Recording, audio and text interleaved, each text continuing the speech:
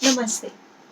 I think it was Van Gogh who said that if you hear a voice within you say that you cannot paint, then please go ahead and paint. Paint as much as you can, and that voice will be silenced. I'm Anuradha, and I'm sharing a little bit about my own journey in art. I began experimenting with artwork about 8 years ago, and it's been really a fascinating and fun-filled journey. When I began to share my artwork, I was absolutely astounded and surprised. Astounded and surprised because my artwork, when I began sharing it, was amateur, and that's been kind. There were so many people who got back to me, friends who got back to me and said, "We like this. Can you share a little bit about how you made it? But I didn't know you were interested in art. When did you begin working on art?" And they wanted some help, they wanted some guidance. Some of them felt a little intimidated.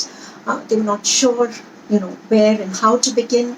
And a couple of them said that they were so busy, they were not sure that they could find time for art. But they were interested. So I began to help out friends. And over the years, as I began to share more and more of my artwork, which, by the way, remains very, very amateur, more and more people began to connect with me, and with just the very same questions. We like this, we're not artists, but we're interested. How can we begin? So I just thought I'd put a couple of videos out there, and maybe it's of some help. So when I began art, for anybody beginning art, all you need is just a doodle pad and a pen, and in a corner of your home. You can also carry it in your bag, and anytime you're traveling, anytime you're waiting somewhere, you can doodle. And a few minutes spent doodling or a few minutes spent on art will pay off rich dividends in your CQ, your calm quotient. Soon, before you know it, that little art corner is going to become very, very crowded. It's going to get crowded because you're going to add on pinks, you're going to add on, brushes, color pencils, you'll add on maybe a compass to make mandalas. You may decide that you want to experiment with mixed media or collage work, and you'll have a few magazines or newspapers. But most of all, it'll be crowded because there will be so much of happiness, so much of joy, so much of the sheer positive energy of creating artwork. I began to look at artwork that I liked online, and I began to adapt it to my skill level, which at that time when I began was non-existent. I began to adapt it to my sense of aesthetics. I began to doodle a bit, experiment with Zentangling.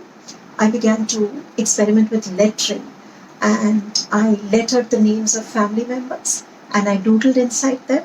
I drew little borders around them, and before I knew it, I realized that I had individualized bookmarks ready. So I laminated them and gifted them to friends and family who were delighted.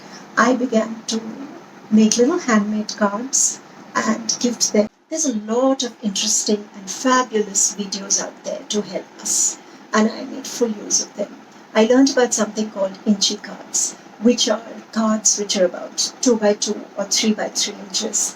And these are cards, you can cut them out as squares or circles or asymmetrical shapes.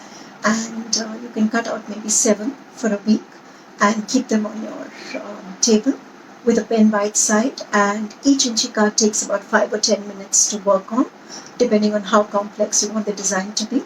You can doodle inside them, you can draw a little flower, you can draw a bird, you can draw abstract designs, you can draw a little Zentangle.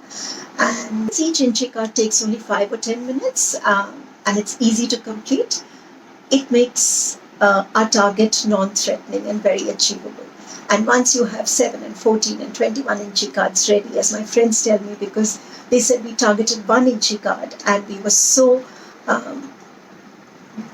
excited that we ended up making 3 and 4 a day. And you look at your artwork and you realize that, hey, this is fun, and I want to continue that journey. Art also is of great help in helping us deal with stress.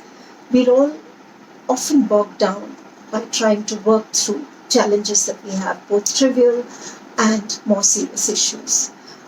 When we're working on art, we get so engrossed, we get so engrossed and focused on lines and designs and colors and ideas, and we get so engrossed in creating that artwork that all our worries and stresses fall away for that time.